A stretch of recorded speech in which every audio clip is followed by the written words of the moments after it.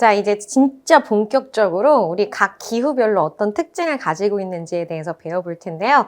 자, 아까 잠깐 선생님이 소개를 해드렸을 겁니다. 열대기후가 총 3가지로 구분이 된다고 말씀드렸죠? 자, 열대기후 같은 경우에 제일 첫 번째, 1년 내내 비가 오는 열대우림기후가 있을 거예요. 그래서 열대우림기후 같은 경우에는 1년 내내 연중 강수량이 고르게, 근데 되게 많이 내리거든요. 보통은 월별 강수량이 50mm 이상 와야 된다 이런 내용들의 기준들이 있지만 그 부분들은 웬만해선 잘 나오지는 않으니까 이런 내용들 생각해 보시면서 AF 이렇게 생각해 보시면 되고, 만약에 기온 강수량 그래프로 파악을 한다면 이렇게 간략하게 한번 그려볼게요. 우선은 항상 여러분이 체크해야 할 건 우리가 18도씨 그리고 마이너스 3도씨 이 2가지만 여러분이 먼저 체크를 해보세요. 그래서 가장 차가운 달이 이렇게 18도씨보다 더 높게 이렇게 올라가 있다라고 하면 무조건 얘네들은 다 열대기후에 될 가능성이 높습니다. 근데 여러분 좀 조심해야 하는 게, 이렇게 높게 있는데 강수량이 전혀 없어. 그럼 강수량을 봐야지. 그러니까 어떤 애가 선생님 얘도요 18도씨 위에 있으니까 열대기후라고 하면 안 돼요? 안 돼요. 왜냐하면 강수량이 많이 있어야 돼. 그래서 우리가 강수량 이렇게 고르게, 이런 강수량 그래프로 항상 고르게 나타난다면 아, 여기 열대우림기후구나 이렇게 체크를 해보시면 됩니다. 자, 그리고 나서 여름과 겨울에 따라 건기 우기가 나뉘는 열대 사바나가 있다고 했었죠. 그래서 우리 AW 이렇게 얘기를 할 거고요. 근데 이제 조심해야 할 것은 똑같이 열대 몬순도 건기와 우기가 나뉘어요. 계절풍 기후거든요. 그럼 선생님 어떤 차이가 있나요? 라고 얘기를 하면 열대 몬순이 좀 더 우기의 강수량 측면이 비교를 해보면 우리 AW 열대 사바나보다 훨씬 더 많다. 그러니까 우기가 좀 더 길게 영향을 받고 있다면 열대 몬순 기후고, 우기가 좀 더 짧고 건기가 길면 열대 사바나일 가능성이 높습니다. 하지만 여러분 수준에서 열대 사바나와 열대 몬순을 구분해봐 라는 문제는 거의 나오지는 않아. 그러니까 여러분이 그냥 내용들 중에 열대기후라는 거 먼저 하나 체크, 열대우림 정도 기억해 주시고 각각의 그냥 건기, 우기가 나뉘어져 있다 정도만 기억을 해주시면 충분할 것 같아요. 자, 다시 이제 우리 위치상으로는 어디에 이렇게 분포하는지 열대기후 한번 확인해 볼 텐데요. 자, 열대기후 같은 경우에는 여기 보니까 쭉 여기 핑크색으로 나타난, 딱 보니까 이 적도 근처에서 이렇게 분포를 하고 있겠죠. 그래서 적도 근처에서 나타나는 열대기후 위치 하나 기억해 주시고요. 근데 여러분 여기서 열대기후 중에 하나만 기억해야 될 게 하나 있어요. 바로 여기 빨간색 고산기후입니다. 자, 고산기후 같은 경우에는 해발 고도의 영향을 훨씬 많이 받고 있는 건데요. 자, 열대 고산기후는 선생님 플러스 빼서 하나 더 보여드릴게요.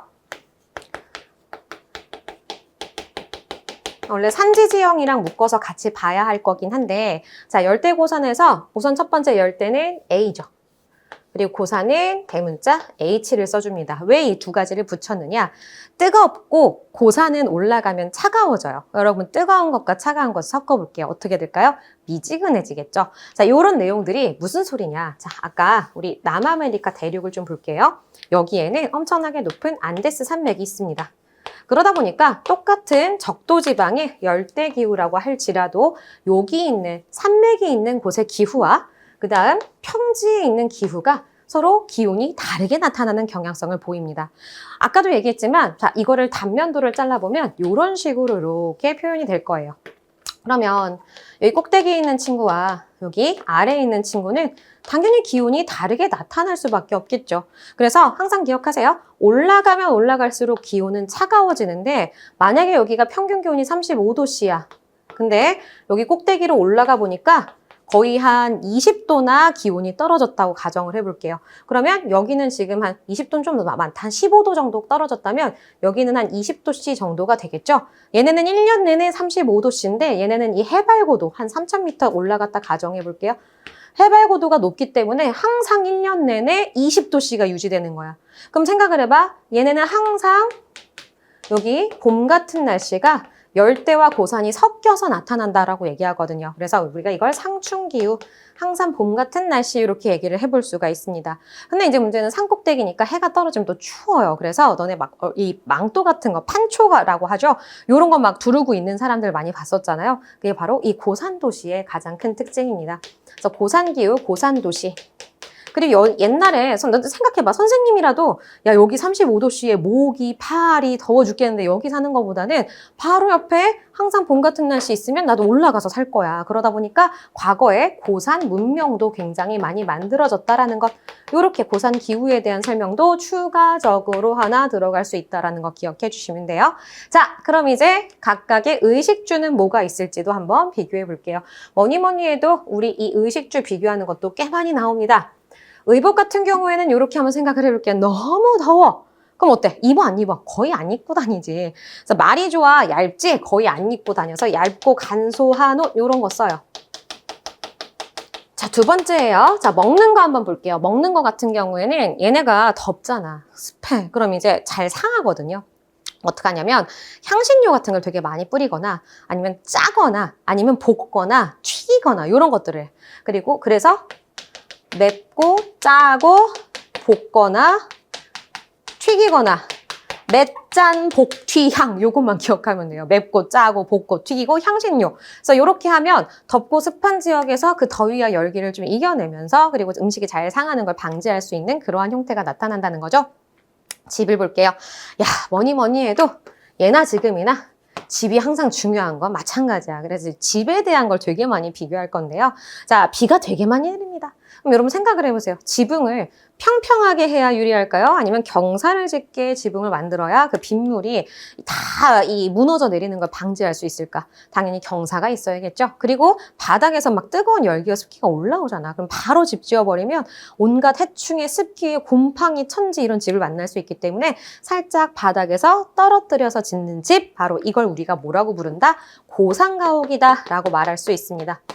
그래서 이렇게 고상가옥을 만들거나 지붕을 굉장히 급격하게 경사 있게 급경사의 지붕을 만들거나 그래서 이런 식으로 집의 형태가 나타난다면 열대기후라고 생각해 보시면 돼요.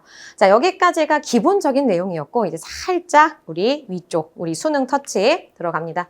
자, 산업에 대한 얘기를 한번 해볼게요. 산업 같은 경우에는 얘네 뭐 먹고 사니 그걸 많이 물어볼 거야. 근데 보통은 여러분이 열대기후에서 농사 짓기 쉬우니 어려우니 이렇게 물어보잖아. 그럼 당연히 선생님 해도 많이 비치고 비도 많이 오니까 농사 짓기 유리한 거 아니에요? 라고 얘기를 해요. 근데 모든 게 과하면 부족해질 수 있어요.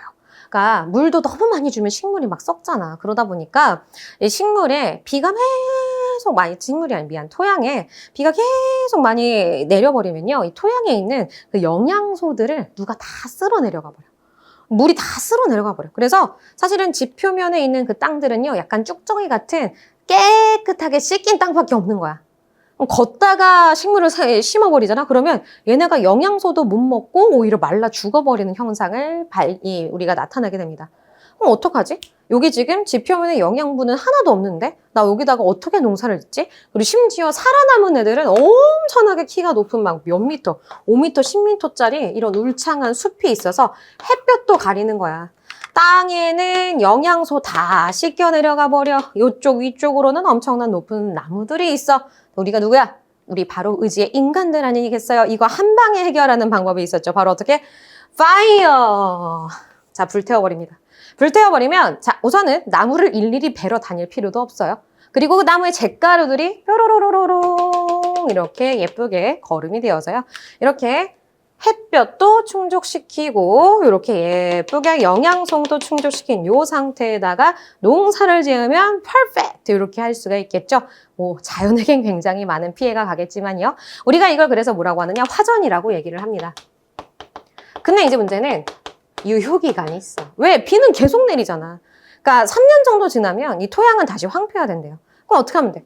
옆 동네 가서 또 파이어 하면 되는 거야. 그래서 우리가 돌아다니면서 화전농업을 한다. 이동식 화전농업 이런 게 나와요. 근데 이제 이런 이동식 화전농업을 주로 하는 작물들을 좀 외워두셔야 하는 게 시험 문제 나와. 얌이나 카사바나 바나나, 사탕수수 막 섞어놓고 나서 이 중에 이동식 화전농업으로 우리가 재배할 수 있는 게 뭐니? 바나나 쓰시면 안 돼요. 보통은 원주민들이 자급자족을 하기 위해서 얌, 카사바 이런 것들을 재배를 하고요. 여러분 오늘 얌 드시고 오셨어요? 하루에 1 카사바 하시는 친구 있어요. 요즘 회사 하도 막 별의별 신기한 걸 다 먹으니까 마트 가면 뭐 카사바칩 이런 거 만들어내는데 여러분이 원주민도 아니고 무슨 카사바를 재배해서 먹어. 저건요, 팔려고 한 게 아니라 자기들이 자급자족하려고 먹어. 근데 가끔 저것 중에서 이 버블티의 원료가 되는 타로 같은 게 있어요. 근데 그거는 여러분이 요즘 버블티를 먹으니까 먹는 거고. 그렇다고 너네들 버블이 주식은 아니잖아. 그러니까 이런 부분들을 생각해보면서 우선은 얌과 카사바는 여러분, 아니라 원주민들이 먹으려고 하는 것이다. 근데 이제 저거보다 더 돈이 되는 게 생깁니다. 열대기후 지역에서만 잘 자라고 근데 이게 뭔가 선진국애들이 되게 좋아해서 갖다 팔면 되게 좋은 작물들이 생겨요. 근데 선진국 애들도 그래. 선생님 거의 하루에 커피를 막 6, 7잔씩 먹었었거든. 안 먹으면은 막 왜냐면 날 새서 막 수업 준비하고 이러니까 커피를 안 먹으시면 정신이 안 드는 거야. 그렇다고 내가 이제 커피 하나 먹겠다고 야, 우리 동네에선 커피가 잘하지 않잖아. 당연히 열대기후 지역에서만 커피가 잘 자란단 말이야. 그렇다고 내가 에티오피아 가서 원두 딸 순 없잖아. 그러니까 어떻게 하느냐? 돈을 주고 사오는 거죠. 부탁하는 거예요. 선진국이 자본 기술을 대고 그다음 거기 있는 원주민들에게 노동력을 제공받아서 실시하는 이걸 우리가 뭐라 그래? 플랜테이션. 요렇게 얘기할 수가 있습니다. 자, 플랜테이션 3가지가 합쳐져야 돼요. 열대, 기후, 선진국의 자본 기술,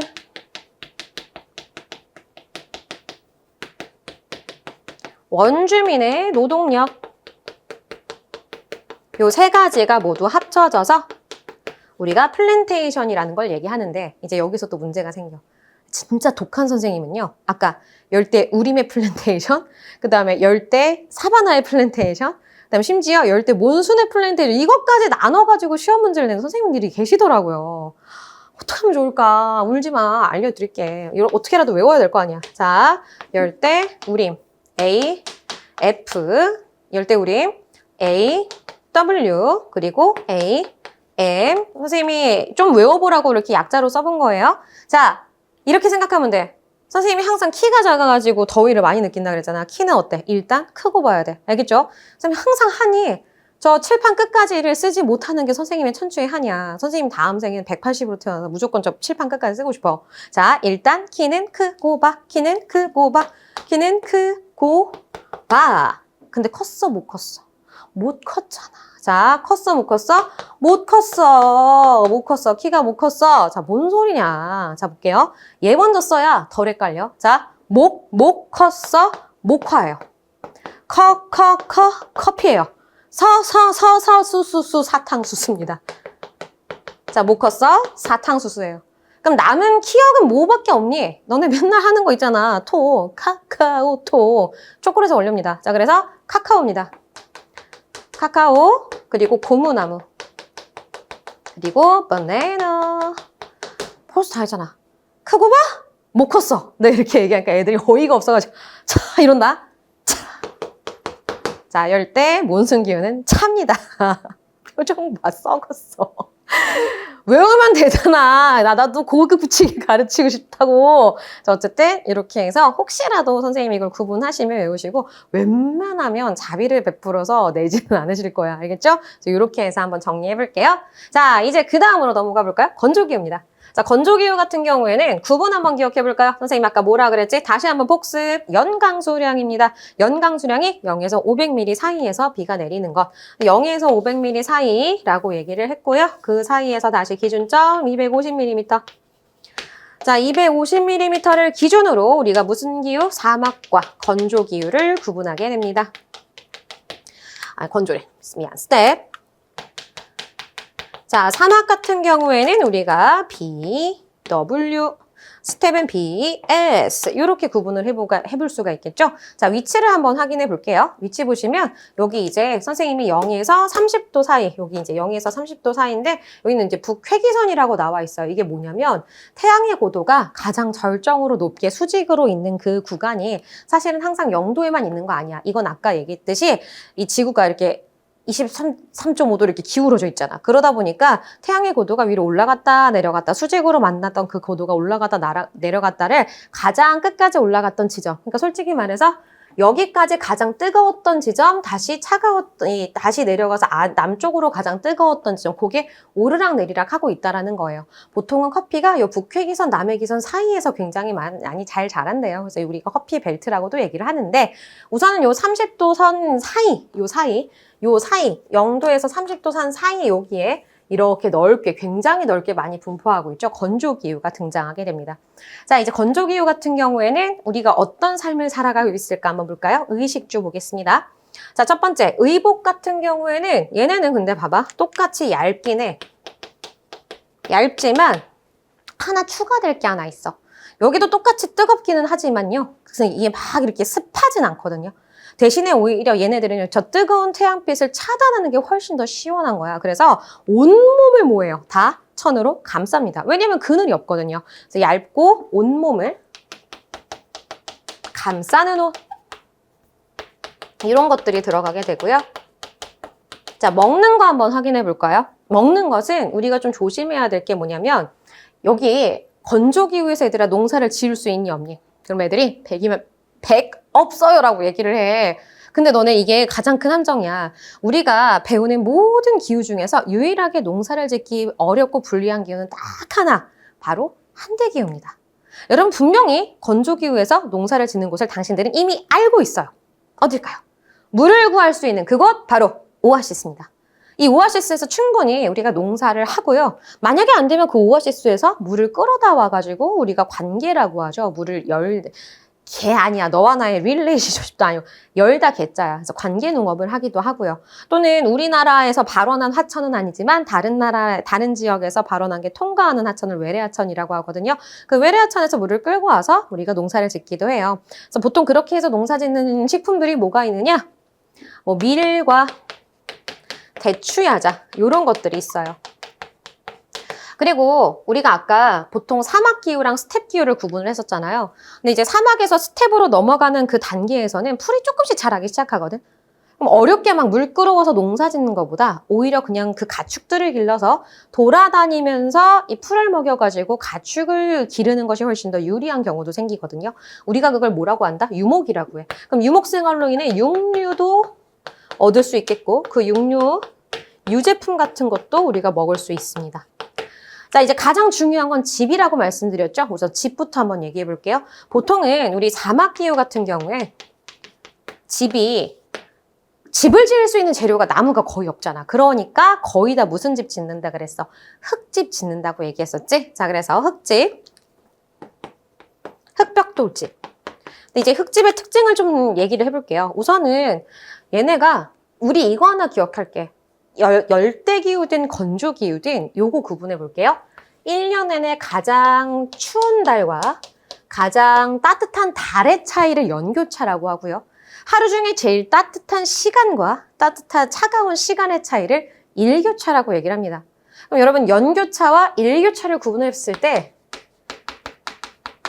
건조기후는 어느 쪽이 더 클까요? 요거 꼭 생각해 보셔야 돼요. 당연히 건조기후는 일교차가 크죠. 왜냐면 연교차는 그렇게 큰 차이가 안 날 수 있어요. 왜? 적도 근처에 있잖아. 적도에 좀 더 위쪽에 올라와 있기 때문에 얘네는 거의 1년 내내 기온이 그렇게 큰 폭으로 차이가 나지는 않아요. 하지만 일교차는 하루 안에 해가 떴다 졌다의 영향을 많이 받는 그 기온의 차이이기 때문에 이 사막 같은 경우엔 특히 땅의 영향을 많이 받잖아요. 수분이 거의 없으니까요. 그럼 비열이 어때요? 굉장히 낮아. 그럼 어때? 빨리 뜨거워지고 빨리 식어버린단 말이야. 해가 떴을 때는 거의 막 35도씨까지 막 끌어오르다가 어떤 사람이 사막 여행기에 이런 표현을 썼어. 사막은 하루 안에 4계절이 들어있다. 낮에는 막 35도, 38도까지 올라갔다가 해가 지자 사막 한가운데가 영하 3도까지 떨어졌대요. 그러니까 이런 것들을 보면서 아, 얘네는 일교차가 굉장히 크구나. 그럼 그런 일교차를 막기 위해서 벽도 두껍게, 창문은 작게, 모래바람도 맞고, 그리고 비가 오지 않으니까 지붕은 평평하게. 하나만 더 할게요. 집과 집 사이에 골목의 크기는 어때? 넓을까? 좁을까? 선생님이 카타르 그 도하랑 그 다음에 두바이를 갔다 왔었거든요. 거기 항상 이제 전통 가옥 같은 걸 민속촌 같이 만들어놔요. 그러면 걔네는 집과 집 사이의 골목이 굉장히 좁아. 그리고 그 사이를 이 상점처럼 만들어놨어요. 왜냐면 나무나 산 같은 게 거의 존재하지 않기 때문에 얘네는 건물을 아예 다닥다닥 붙여서 자기들끼리 그늘을 만들어주는 거야.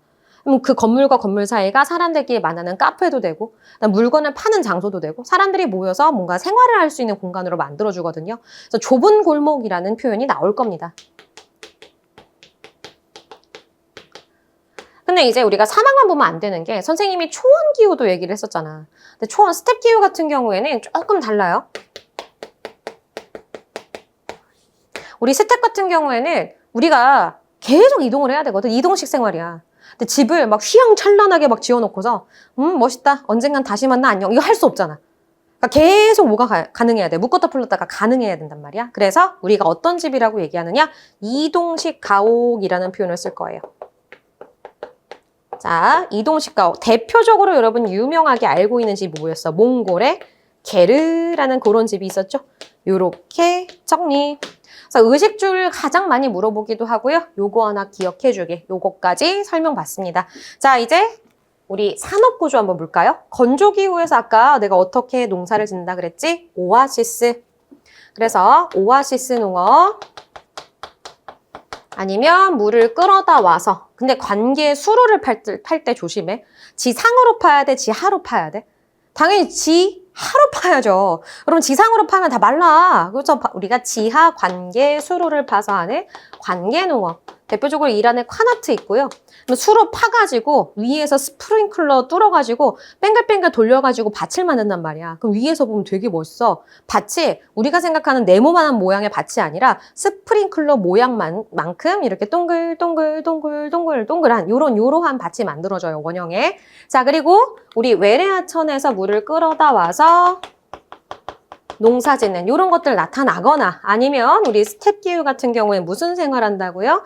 우리 유목 생활을 하기도 하죠. 유목. 그래서 목축업. 이런 게 발달하기도 한다. 여기까지가 건조 기후였습니다. 자, 그럼 이제 본격적으로 좀 더 진행해 볼게요. 온대 기후 한번 시작해 볼까요? 자, 온대 기후는 여러분이 두 가지를 나누셔야 돼요. 우선은 구분을 봤을 때 동쪽과 서쪽을 좀 나눠볼 겁니다. 선생님 이제 온대기후 보면요. 여기 연두색으로 보여있는 게 있을 거야. 근데 연두색 위치가 좀 다르지. 분명히 선생님이 선생님 30도에서 60도 사이 정도에서 온대기후가 나타난다면서요? 라고 했는데 대륙의 동쪽으로 가니까 약간 20도에서 40도 사이 이렇게 나뉘어져 있죠. 그리고 이 대륙의 반을 잘라보니까 왼쪽과 오른쪽, 그러니까 동쪽과 서쪽이 뭔가 전부 다 온대기후가 나타나는 것도 아니고 이렇게 뭔가 대륙의 끄트머리 쪽에만 온대기후가 나타난다는 걸 볼 수가 있었어요. 그러니까 뭔가 얘는 바다의 영향과 육지의 영향과 이런 것들을 좀 더 복합적으로 받는 다양한 기후들이 좀 더 나타날 수 있구나. 그래서 사실 저 온대기후가 사람들 살기에도 가장 적합하고 사람이 많이 분포하고 있는 곳이기도 해요. 그래서 요걸 우리가 요렇게 나눠볼 겁니다. 자, 바다의 끝을 우리는 해안이라 그래. 안이 끝, 안자야. 끄트머리 안자. 자, 그러면 동쪽 대륙의 끝은 뭐라고 할까요? 자, 바다의 끝은 해안, 동쪽의 끝은 동안이죠. 또 표정. 미안. 알았어. 그만할게. 자, 그래서 우리가 이게 뭐냐면 온대기후 두 가지로 나뉠 거야. 동쪽 대륙의 끝에서 나타나는 대륙 동안기후, 서쪽 대륙의 끝에서 나타나는 대륙 서안기후. 이렇게 나뉘는 거예요. 그래서 이 둘의 차이도 굉장히 확연하게 다릅니다. 어떤 차이가 있는지는 선생님이랑 본격적으로 설명을 하면서 말씀을 드릴게요. 자, 우선은 동안기후 같은 경우에는 얘가 뭐에 영향을 많이 받느냐? 이 대륙의 영향을 많이 받을 거야. 대륙이 뜨거워졌다, 차가워졌다, 뜨거워졌다, 차가워졌다. 근데 여긴 또 뭐도 있어? 바다도 있죠. 대륙과 바다의 영향을 막 받는 기후이기 때문에 우선은 이 여름에는 바다가 먼저 뜨거워져서 바다 쪽에서 바람이 이렇게 불어올 거고 겨울에는 또 여기 육지가 너무 차가워졌잖아. 여기가 고기압이야. 그래서 요렇게 바람이 불어올 거고 자, 그래서 선생님이 아까 여름에 잘못 설명했어. 여름에 대륙이 뜨거워졌지. 뜨거워졌지만 여기가 고기압이고, 여기가 저기압이고, 여기가 고기압이기 때문에 바다에서 여름에 바람이 불어오는 거고, 그 다음 여기는 바다가 더 따뜻해졌잖아, 겨울에는. 여기가 저기압이고, 여기가 차가운 고기압이기 때문에 대륙엔 겨울에서 이렇게 대륙에서 겨울에 바람이 불어오는 거야. 이렇게 계절에 따라 바람의 방향이 바뀌는 요 풍을 우리가 뭐라고 부르죠? 바로 계절풍이라고 얘기합니다. 그래서 대륙 동안은 항상 뭘 연결해야 돼? 계절풍 기후 지역을 연결해 주시면 돼요. 근데 앞으로 여러분 선생님이랑 약속 하나 하자. 공식처럼 외워야 할 게 하나 있어. 이 계절풍은 우리가 항상 여름이 어떻다? 고온 다습하다. 그러면 우리 무조건 공식처럼 외우는 거 어떻게? 여름 고온 다습 변홍사. 무조건 외우는 거야. 여름 고온 다습 변홍사, 여름 고온 다습 변홍사. 얘는 하나의 공식이라고 기억해 주시면 돼요. 여름 고온 다습 변홍사. 그럼 여름이 고온 다습한 건 이 두 가지 정도 있어. 첫 번째, 1년 내내 우리가 더운 기후라고 해서 열대 기후 하나 배웠지. 그 중에서도 여름에 엄청나게 많은 강수량의 영향을 받는 우기가 있는 열대 몬순 기후 있거든. 그럼 거기도 계절풍 기후니까 무슨 농사를 지어요? 변홍사 해요. 그 다음에 여기 온대 동안 기후 같은 경우에도 여름에 고온 다습하니까 변홍사를 짓는 기후가 형성될 수 있다는 거죠. 그럼 선생님 서쪽은요? 서쪽은 대륙의 영향을 못 받나요? 오히려 서쪽은 봐봐. 여기 엄청나게 큰 대서양이 있고 이 30도, 60도 구간에서 이런 바람들이 불어온다 그랬어. 선생님 이 바람 뭐라 그랬니? 1년 내내 바람의 방향이 바뀌지 않는 편서풍이라고 말씀드렸잖아요. 그러니까 서한 기후는 육지보다는 바다의 영향을 엄청나게 많이 받는 기후가 나타날 수밖에 없다라고 얘기를 하는 거야. 그래서 이걸 하나 꼭 기억을 해주셔야 된다는 거죠. 여기까지 괜찮나요? 자, 그래서 서한은 뭐의 영향?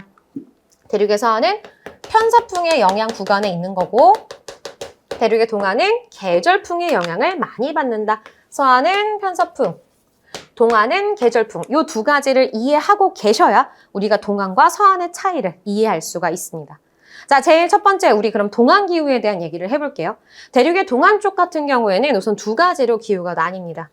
우선은 여름 내내 이 덥다가 겨울에는 이 대륙의 영향을 받아서 계절풍의 영향을 받아서 온대, 겨울, 건조. 우리 CW라고 부르는 이런 기후죠. 자, 그 다음에 여기 보면 지도 다시 볼게요. 지도 보면 이런 구간이 생겨요. 우리나라는 그래도 대륙의 영향을 많이 받는데 자, 여기 일본 같은 경우에는 바다의 영향을 훨씬 더 많이 받게 돼요. 그러다 보니까 일본은 겨울에도 건조해지지 않고 주변에 눈이 많이 내린다던가 또는 이 겨울에도 비가 내린다거나 하는 1년 내내 강수량이 고르게 어느 정도 나타날 수 있는 온난 습윤 기후가 나타난단 말이야. 그러면 얘는 1년 내내 강수량이 또 겨울에도 비가 와줘. 그럼 우리 뭐로 배웠어? C 온대에다가 1년 내내 고른 강수량이라 라고 하면 F를 붙였잖아. 여기까지 기억해봐. 얘도 CF야. 근데 이제 문제가 생겨. 여기 서한의 양성도 똑같이 1년 내내 비가 고르게 나타나는 애들이 생기거든요. 그건 뒤에 가서 한번 구분해 볼게요. 자, 우선은 계절풍의 영향을 받고 있는 동안이라고 말씀드렸고요. 계절풍. 공통적으로 여름이 고온 다습한 성격을 가지고 있다. 그러나 겨울이 건조한 건 CW. 그래도 겨울에도 좀 덜 건조한 게 온난 습윤의 차이인 거고요. 여기에 뭔가 하나가 더 붙을 거라는 것만 기억해주고 계세요. 자, 여름이 고온 다습하기 때문에 무슨 농사? 벼농사를 주로 짓는다. 근데 만약에 겨울이 한랭하다. 그럼 이제 건조와 습윤의 차이는 요 차이고요. 한랭할 땐 여러 가지가 있어. 우리가 이걸 지내기 위해서 온돌이라든지 여러 가지 이걸 보낼 수 있는 김치를 담근다든지 김장김치. 겨울에도 채소를 먹을 수 있도록 하는 이런 여러 가지 삶의 표현들이, 삶의 풍습들이 나타난다. 요 정도만 기억해 주시면 돼요. 동안에 대해서 이렇게 봤다면 우리가 사실은 시험에 훨씬 많이 나오는 것은 바로 서한 기후입니다. 서한 같은 경우에는 자, 어디를 나눠보면 되냐면 우리가 지도를 여기서 선생님이 다시 그려볼게요.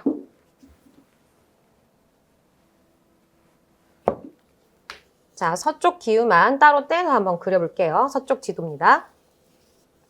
저게 무슨 지도예요라고 하는데 그냥 대충 봐주세요. 그렇다 칩시다. 대충 알 것 같잖아. 그지? 자, 그래서 여기 보면 영국을 안 그렸구나. Sorry. 자, 이렇게 해서 아프리카 대륙 위에 사우디아라비아, 인도 이렇게 있고요. 이탈리아, 그리스, 이베리아 반도 이렇게 있습니다. 자, 그럼 이제 어디가 우리가 온대 서한 기후라고 얘기하냐면 우리 한 요 정도의 지점들을 온대 서한 기후라고 얘기할 거예요. 여기서 온대 서한 기후를 반으로 한번 잘라볼 텐데 자, 우리 요렇게 잘라볼게요. 여기까지 위쪽을 우리가 서한 해양성 기후라고 얘기할 거고요. 자, 그 다음에 우리 이 밑에 부분을 우리가 뭐라고 한다? 지중해성 기후다. 왜냐면 여기 유럽 대륙과 아프리카 대륙 사이에 있는 바다를 우리가 지중해라고 하잖아. 지중해성 기후. 이렇게 나눠볼 거야. 이 둘의 차이가 도대체 뭐냐? 자, 우선 이 둘의 차이에서 서한해양성부터 한번 써볼게요.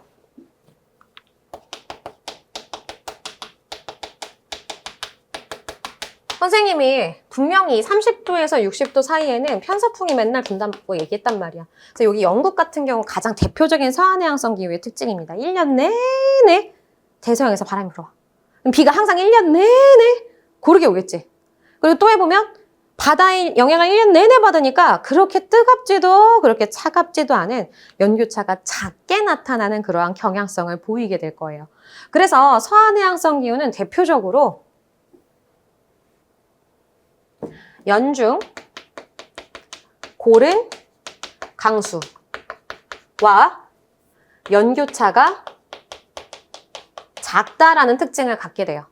그러면 여기도 똑같이 온대교니까 C고 고른 강수라서 F를 써주잖아. 그럼 선생님 밑에 있는 온난수변과 구분이 안 되잖아요.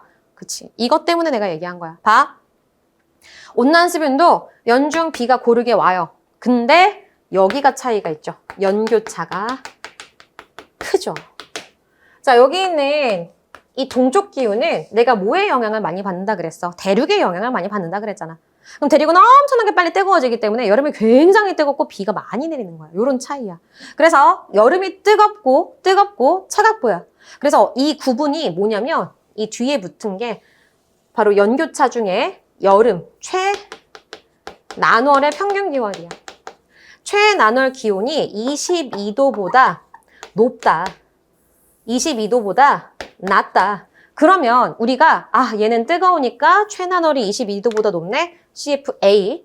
최난월이 22도보다 낮네. CFP. 이렇게 구분이 된 거예요. 이렇게 해서 우리가 동안과 서안에서 나타날 수 있는 각각 CF 기후에 대한 걸 구분해봤고요. 사실 서안 기후는 이제 온난수변이 아니라 뭐로 봐야 돼? 지중해성 기후로 보셔야 되겠죠. 자, 지중해성 기후는 독특한 특징을 가지고 있습니다. 선생님이 분명히 원래는 이 부분이 사막이 형성되는 고압대가 형성돼요. 우리 대기대순환을 다시 한번 볼까요? 자, 대기가 이렇게 있고요.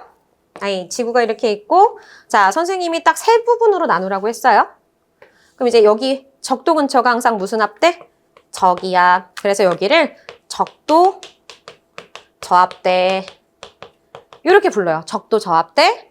위에 올라갔어요. 여기 공기가 올라갔다가 내려와서 하강했고 눌러 고압대 형성돼. 그래서 여기를 뭐라고 불러? 아열대, 고압대 이렇게 얘기를 해요. 그러다가 여기 따뜻한 공기, 차가운 공기 만나서 전선성. 우리가 다시 저기압이 형성된다고 했었죠. 자, 여기는 위도가 높아져서 고위도 저압대 이렇게 만들어지고요. 다시 여기 극지방입니다. 여기는 고압대 이렇게 만들어진단 말이야. 항상 그래서 이 아열대, 고압대 근처에 건조한 지형이 만들어지는 거란 말이야.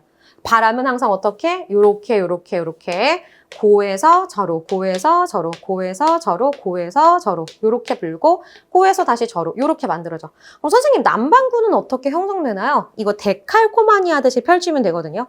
자, 그래서 다시 여기도 똑같이 요렇게 3등분 해주시고 저했지? 그럼 당연히 여기 뭐겠니? 다시 고겠지. 다시 여기 저했지? 여기 다시 뭐겠니? 고겠지. 근데 이제 바람은 데칼코마니 한다고 해서 여기로 수렴을 해야 돼. 그러니까 요런 식으로 방향을 그려주시고 자, 요런 식으로 이렇게 이쪽으로 쏠려 있다 생각하면 돼. 여기가 이렇게 바람이 모이는 거라고 해서 여기는 뭐라고도 불러요? 적도 수렴대 이렇게 부르기도 합니다. 자, 근데 이제 문제는 이 적도 수렴대가요. 가만히 있지 않아. 여기서는 고에서 저로, 고에서 저로 이렇게 부는 거야. 고에서 저로, 고에서 저로 이런 식으로 바람이 불고 있다까지 기억하시면 돼요. 근데 이제 문제는 봐봐. 이게 가만히 있지 않아. 분명히 생각을 해봐. 여기가 저야. 여기가 고야. 지구가 똑바로 있으면 이게 맞아. 근데 여름이 되잖아요. 그럼 여기가 저고 여기가 고였던 게 이렇게 태양 쪽으로 더 지구가 기우는 거야. 항상 여름엔 태양 쪽으로 지구가 더 기울수록 이렇게 그 지역을 여름이라고 부르잖아. 태양의 일사량을 많이 받으니까. 그럼 분명히 여기 고기압이었던 게 점점 내려가서 위로 올라가는 거야. 다시 고기압이 어떻게 된다? 아래에 있던 고기압이 점점 위로 올라가서 여기다가 고기압을 막 형성하게 되는 거야. 그래서 원래는 여름에 비가 와야 되는데 봐봐. 지구가 똑바로 있는 게 아니라 어떻게 23.5도 기울어져 있기 때문에 여기 여기 있던 고압대가 점점 위로 올라가서 여기에 막 고기압을 뿌려버려. 거기가 바로 지중해라는 거야. 원래 여름에 비가 와야 되는데 이 고압대의 영향으로 여름에 비가 오지 않게 되는 거죠. 그 스페인이나 이탈리아 남부 지역이나 이 지중해성 기후가 이래서 여름에 비가 잘 오지 않는 건조한 기후가 형성된다는 겁니다. 자, 지중해성 기후 가장 큰 특징 뭐라고요? 여름이 건조합니다. C, S. 다시 여름이 고온, 건조. 요게 포인트입니다. 여름이 고온, 건조한 기후. 이걸 우리가 뭐라고 불러? 지중해성 기후다. 요렇게 얘기할 수가 있겠죠. 자, 지중해성 기후 여름 고온, 건조의 특징은 농사를 짓기 어렵게 만들어요. 어떤 농사? 곡식 농사. 다 말라 죽어요. 그러니까 우리가 이걸 견뎌내기 위해서 뿌리가 깊고 껍질이 되게 단단한 이러한 나무들을 기르게 되는데 나무수, 나무목. 무슨 농업? 수목 농업이라고 해서요. 우리가 이 고온 건조함을 잘 견디는 작물들을 몇 개 알고 있습니다. 프랑스, 이탈리아, 프랑스 남부 이탈리아, 에스파냐, 스페인, 포르투갈. 이들의 공통점으로 딱 유명한 걸 꼽아보자면 뭐가 발달돼 있죠? 와인이 발달돼 있죠. 와인의 원료가 뭐죠? 포도입니다. 자, 그래서 이 지중해성 기후에 가장 잘 자라는 나무들, 포도, 올리브, 코르크, 오렌지. 그래서 선생님 스페인 갔는데 너무 놀랍게도 얘네는 가로수가 우리는 은행나무잖아. 막 똥냄. 근데 어쨌든 그래도 해충이 되게 강한 나무래. 근데 프랑스 스페인 갔더니 와 얘네는 가로수가 오렌지 나무인 거야. 너무 예쁘더라고. 근데 오렌지가 저렇게 예쁘게 가득 달려있는데 아무도 저걸 안 따먹는 거죠. 그래서 내가 이렇게 유심히 바라보고 있으니까 옆에 이제 가이드가 한국인 대학생이었었어. 거기 있는 유학생이었나 봐. 나를 이렇게 바라보더니 선생님 저거 드시면 안 됩니다 이러는 거야. 그래서 깜짝 놀라서 어떻게 하셨죠? 그랬더니 저도 처음에 유학을 왔을 때 와 길거리에 오렌지가 널려 있더래. 근데 이제 유학생이니까 배가 너무 고프잖아. 그래서 밤에 몰래 나가가지고 자기 하숙집 앞에 있는 그 오렌지 나무에 있는 오렌지를 막 따와가지고 집에 와서 신나게 한 입을 베어 먹는 순간 다 뱉었대. 그러니까 이게 관상용으로 만들어진 거라서 먹을 수 있는 게 아니라 굉장히 떫대라는 거야. 그래서 절대로 먹지 말라고 했어요. 여러분 혹시 스페인 여행 가셨을 때 오렌지 달려있더라도 드시지 마세요. 어쩐지 바닥에 막 오렌지가 떨어져 있는데 아무도 안 주워가더라고요. 그래서 이런 거 생각들 해보시고 자 여기서 포도, 올리브, 코르크, 오렌지 이런 거 나타나고요. 그럼 비가 언제 오느냐? 오히려 겨울에 옵니다. 겨울이 온난하고 습연하다. 그래서 오히려 겨울에 뭘 하는 경우가 많다. 밀농사를 하는 경우도 생겨난다. 이렇게 해서 우리가 유럽에 대한 얘기까지 서한해양성 기후까지 다 정리를 했고요. 솔직히 말해서 사실은 시험 문제는 여기서 다 끝나. 웬만해서 온대기후까지 거의 다 끝나고 뒤에 있는 애들은 그냥 서브 정도로 생각하면 돼. 그래서 5분 안에 정리해볼게요. 자 여기 보면 냉대기후 나옵니다. 냉대기후 같은 경우에도 다시 똑같이 두 가지로 나뉠 수가 있어요. 대륙의 영향을 받아서 겨울이 건조하냐. 냉대 겨울 건조한가. 그 다음에 오히려 바다의 영향을 받을 수도 있겠죠. 그래서 냉대 습연 기후인데 이거 물어보는 선생님 내가 통합사회 거의 10년 동안의 그 세월의 역사를 봤을 때 단 한 명도 없었어요. 그냥 이렇게 나뉘어져 있다. D, W, 그 다음 D, F 이렇게 나뉘어져 있긴 하지만 아무도 안 본다. 그리고 실제로 기후학자들도 냉대 기후는 거의 냉대합니다. 잘 안 봐요. 근데 이제 이 특징을 하나 보면요. 냉대는 대륙의 영향을 굉장히 많이 받아서 나타나는 거야. 한대보다는 좀 더 우리가 덜 춥지만 그래도 여름이 굉장히 좀 서늘하기도 하고 겨울이 굉장히 긴 기후를 냉대라고 하는데 힌트를 하나 내가 뭔가를 하나 보여드릴게요. 우리가 북반구와 남반구를 기준으로 비교해 봤을 때 여러분 남반구에서 냉대기후 한번 찾아보세요. 보여요? 안 보이죠? 이거야. 냉대기후는 거의 다 어디에만 존재한다? 북반구에만 존재한다. 이게 가장 큰 함정으로 잘 나옵니다. 냉대기후는 어디에 주로 존재한다? 북반구에 존재하고 남반구에는 존재하지 않는다라는 점, 요거 같이 기억해 주세요. 왜? 대륙의 영향을 많이 받으니까. 요런 함정 정도만 생각해 주시면 될 것 같고요. 자, 그럼 이제 여기서 냉대기후에선 어떤 특징이 있느냐? 우선은 냉대기후는 여름이 있긴 하지만 여름이 짧고 겨울이 깁니다. 그래서 연교차가 웬만해서는 다른 모든 기후들에 비해 굉장히 크게 나타나는 경향성이 많아요. 왜? 여름은 어쨌든 좀 따뜻한데 겨울은 굉장히 차가워지는 기후니까요. 다른 기후들에 비해 연교차가 굉장히 클 수 있다라는 점 기억해 주시면 좋고요. 그렇지만 마지막으로 우리가 숲이 있을 수 있는 기후 중에 하나다라고 해서요. 여기 있는 되게 유명한 침엽수림이 있어. 원래는 지명 이름이었는데 하도 여기에 침엽수림이 많아서 관할 거의 고유 대명사급으로 바뀌었던 지역인데요. 바로 어디? 타이가지대. 근데 이것도 내가 단답형으로 쓰라 했더니 타이거라고 써놓는다. 아, 무슨 호랑이야. 됐어. 타이가지대 기억해 주시고요. 이 나무들을 이용해서 우리 집도 지을 거예요. 무슨 집? 통나무집. 이런 거 유행하고요. 그리고 임업. 나무를 이용한 산업. 재지, 종이 만들거나 펄프 이런 게 훨씬 더 발달하게 돼요. 근데 이제 또 여기서 하나 선생님 욕심이 많아가지고 꼭 요 나무를 비교하는 선생님들이 있어. 그래서 이 침엽수림과 열대림을 비교하는 선생님들. 이 침엽수림 나무와 열대림 나무의 차이가 좀 있는 게 이 침엽수림의 나무는 굉장히 말랑거려요. 왜냐면 야 추워 죽겠는데 거기서 딱딱해 바로 얼어서 부러져 버리지. 그러니까 나무 속이 굉장히 말랑말랑한 연질의 나무를 구성하고 있다. 목질이 연하다.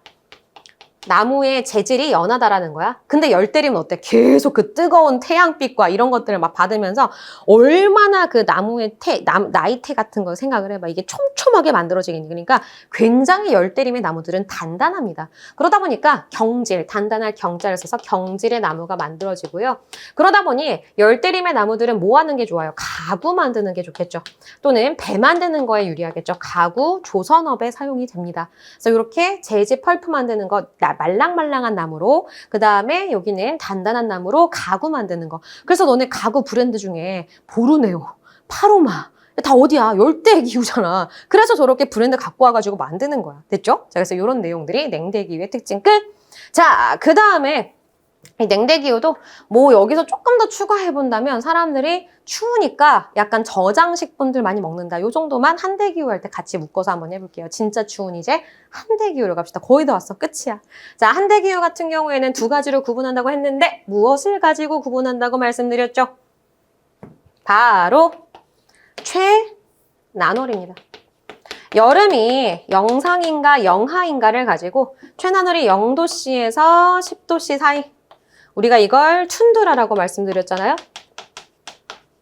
자, 그 다음에 최나놀이 0도씨보다 아래로 떨어졌어. 미만이야. 그럼 여기가 빙설이라고 얘기합니다. 솔직히 사람이 살려면 식물이 자라야 돼. 식물이 자라려면 그래도 영상인 시기가 있어야 됩니다. 그래서 우리는 툰드라 지역의 사람들의 일상생활들에 대해서 배워볼 거예요. 자, 우리 지도 보시면 거의 맨 끝 극지방에서 이렇게 나타나는 걸 확인해 볼 수가 있어요. 툰드라 지역. 여기도 툰드라 지역. 이렇게 나타나는 거 확인해 봤죠? 자, 우선 툰드라래. 이 한대기후 지역 봤고요. 자, 보통 툰드라 지역의 의식주를 한번 비교해 보면 너무 춥잖아. 그러니까 어떤 옷을 입을까? 온 몸을 감싸는 옷, 이런 거 입어요.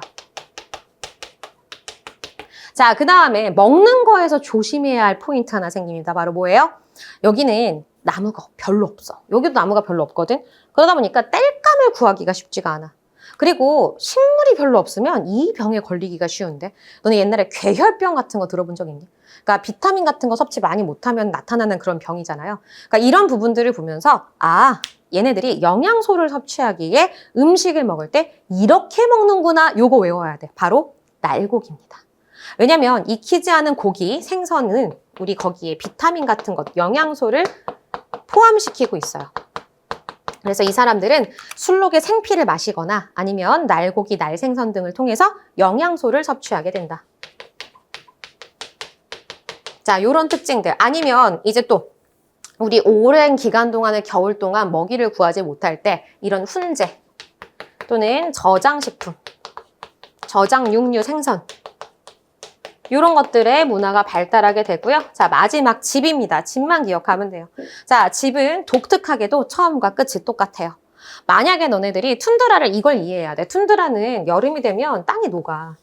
땅의 지표가 막 얼음만 있는 게 아니라 얼음에 뭐 자갈이나 흙이나 이렇게 진흙 같은 게 이렇게 막 섞여 있다가 자, 이제 여름이 오잖아요. 그러면 이제 여름에 이 눈만 녹여버려요. 그럼 여기 뭐가 돼? 다 물이 돼서 꿀렁꿀렁꿀렁꿀렁한 뭐가 늪지대 같이 바뀌어버리겠죠? 생각을 해보세요. 이 바로 위에다가 집을 짓는다고 가정해봅시다. 그럼 이제 여름 되면 집이 꿀렁꿀렁꿀렁 무너져 내려버리는 거란 말이야. 그렇기 때문에 집을 바로 이렇게 짓지 말고 여기는 우리가 움직이는 층이다 라고 얘기를 해서 뭐라고 부르느냐? 활동층이라고 얘기를 해요.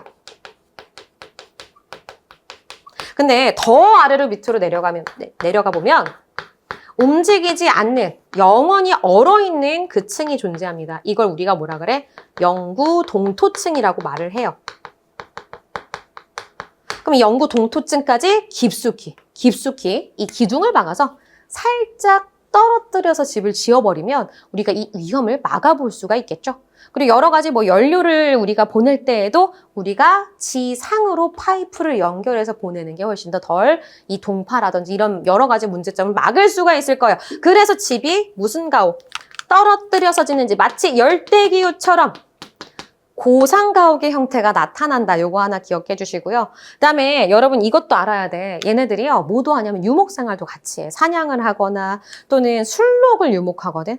그러니까 유일하게 살아남은 게 이거야. 사슴인가 소인가 살짝 구분 안 되는 우리 겨울왕국의 스벤 걔 있잖아.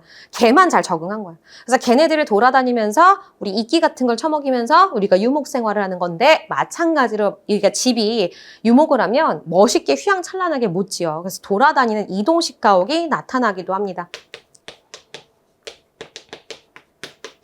근데 이동식 가옥이 여름에는 가죽 텐트를 쓰지만 겨울에 너희들이 알고 있는 독특한 그 가옥 나오잖아. 이글루. 너네 이글루에서 평생 사는 거 아니야. 잠깐 사냥하러 갈 때 임시 가옥으로 지정해 놓는 겁니다. 이런 이동식 가옥의 형태도 한대기후에서 충분히 나타날 수 있다. 까먹지 마. 이동식 가옥 무조건 건조기후에서만 나타나는 거 아니에요. 유목생활 건조기후에서만 나타나는 거 아니에요. 이렇게 한대기후에서도 공통적으로 나타날 수 있다. 산업구조 마지막으로 정리해보면 아까도 얘기했듯이 유목, 누구? 술록. 근데 여기다가 막 라마, 알파카, 야크 이런 거 쓰면 안 된다. 술록을 유목해요. 얼어 죽어요. 술록만 잘 견딜 수 있는 거야. 아니면 이거 가지고 모자라니까 사냥, 물개, 또 뭐 물범 이런 것들을 사냥해서 그 고기를 먹기도 하고요. 아니면 물고기잡이 이런 것들로 생계를 유지하기도 하죠. 요렇게 해서 솔직히 1학기 중간고사에서의 한 절반을 차지하는 우리 이 자연환경과 인간생활, 우리 기후에 대한 얘기를 거의 다 해봤어요. 이게 중간고사 내용들이 한 50% 가까이 돼요. 근데 여기에 이 추가적으로 뭐 지형이 추가된다든지 그 뒤에 내용들이 조금 더 가미될 수 있지만 사실은 메인 내용은 이 기후가 거의 다입니다. 선생님이 조금은 자세하게 신경 써서 정리를 한번 해봤고요. 선생님이랑은 다음 시간에는 지형과 그리고 그 뒤에는 자연재해에 대한 얘기도 똑같이 한번 정리를 해볼게요.